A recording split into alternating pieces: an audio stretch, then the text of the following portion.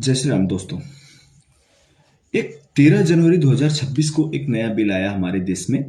ये so called Modi government ने पास किया, यूजीसी 2026। इस बिल को पास किया और पारित किया, लागू किया देश में। और मैं अपना थॉट बताना चाहूँ तो शिक्षण संस्थानों में इस तरीके की चीज़ें नहीं होनी चाहिए, क्योंकि शिक्षण संस्थानों में कोई भी शिक्षक किसी के साथ कोई भेदभाव नहीं करता। सब एक साथ बैठते हैं, सब एक साथ पढ़ाई करते हैं, सबको एक साथ एक समान शिक्षा दी जाती है, सब एक साथ परीक्षा देते हैं, पास होते हैं। उसके बाद भले ही सवर्णों के खिलाफ जो ये बिल पास हुआ है, उसका जिसका नाम दिया गया कि समान अधिकार रहेगा शिक्षा का, उसके बाद उसका दुरुपयोग होता है। क्योंकि एक साथ उनको शिक्षा मिली, एक तरीके की शिक्षा मिली, एक जगह बैठे, एक कॉलेज पढ़े, एक साथ पढ़े, एक साथ एग्जाम दिए, लेकिन रिजल्ट आने के बाद अगर कहीं उस परसेंटेज का उपयोग होता है किसी सरकारी नौकरी में, तब वहां पे देखा जाता है कि सवर्ण का कितना परसेंटेज है और जो अदर कास्ट है उनका कितना परसेंटेज है, उस पर डिसाइड करके उनको नौकरी दे दी जाती है। तो ये जो बिल पारित हुआ है ना, इसका सदुपयोग से ज्यादा दुरुपयोग हो सकता है। जैसे मित्रों में क्या होता है, दोस्तों में क्या होता है कि लोग बात करते हैं तो गालियां दे देते हैं। कभी अगर किसी अदर कास्ट के मित्र का थोड़ा सा घर से ही दिमाग खराब हुआ आया पड़ा रहे और दोस्तों में थोड़ी सी गाली गलौज हो जाए, बात करने में ही हो जाए, तो वो इस कानून का दुरुपयोग कर सकता है और बोल सकता है कि इन्होंने मेरे जातिगत आधार पे मुझे गाली दी। उस सवर्ण पर्सन की तो पूरी जिंदगी खराब हो जाएगी, क्योंकि जो समिति, जांच समिति गठन की गई ना, उसमें भी कोई सवर्ण नहीं है, उसमें भी एससी एसटी ओबीसी ही रखे गए हैं। सेकेंड थिंग, क्या लगता है आपको, ये शिक्षकों के लिए अच्छा है? नहीं।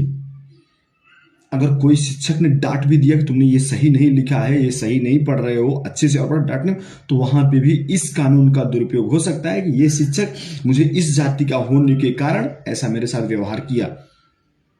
क्या ये बिल सही है शिक्षण संस्थानों में लेके आना, जहां पे इसका सदुपयोग से दुरुपयोग हो सकता है?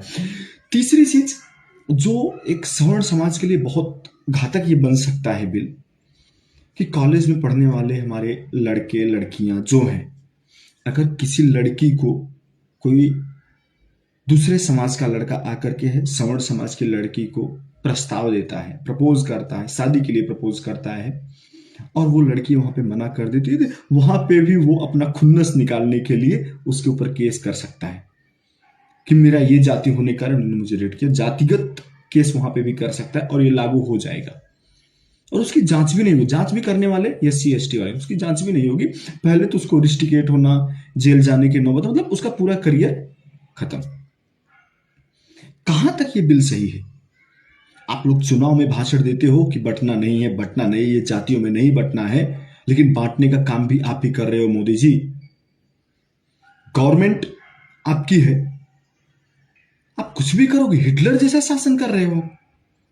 मतलब एक सवर्ण माँ बाप अपने बच्चे को पढ़ा रहे हैं किसी यूनिवर्सिटी में किसी तरीके से भेज करके, और एक छोटी सी चीज के लिए उनकी पूरी जिंदगी खराब हो सकती है। आपने कभी ये चीज सोचा है?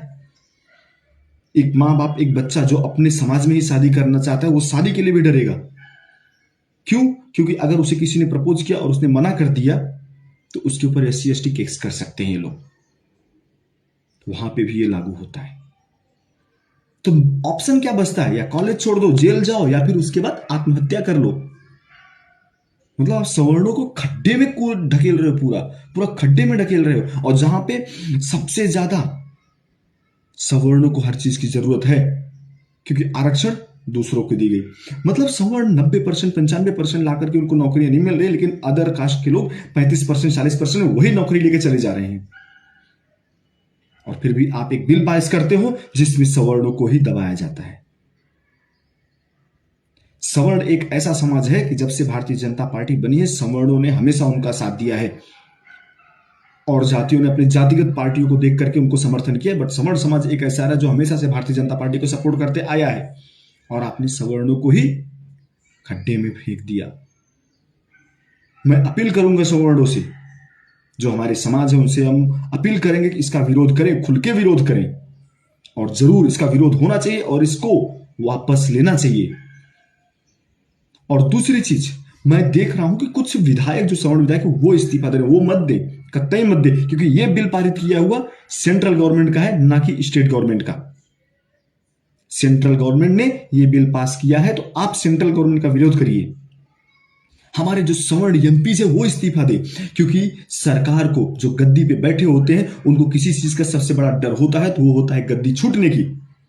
इनको वो डर दिखाओ, आप इस्तीफा दो इनको। जब ये डर लगेगा कि मेरी कुर्सी जा रही है, तब ये लोग इस बिल को वापस लेंगे, तब अपनी सीमा में आएंगे। ये सीमा पार करके सवर्णों के साथ एक हिसाब से सवर्णों का हनन किया जा रहा है। एक किसी विशेष जातियों को वोट बैंक बनाने के लिए किसी एक विशेष जाति को, किसी एक विशेष वर्ग को पूरी तरह से बाइकआउट कर दिया जा रहा है उनके खिलाफ। ये कहां तक, किस हद तक सही है? जरा इस पे विचार कीजिए आप लोग, और खुल के इस चीज का विरोध कीजिए, जिससे शिक्षण संस्थानों से इस चीज को वापस लिया जाए।